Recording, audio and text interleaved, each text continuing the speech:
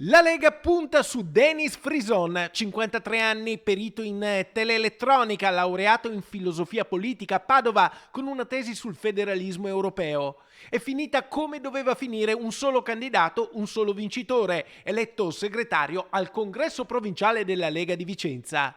Le prospettive del Carroccio non cambiano nella città del Palladio, chiamata ad eleggere il suo sindaco nelle amministrative del 14 maggio. La Lega sostiene la riconferma del candidato di centrodestra, Francesco Rucco.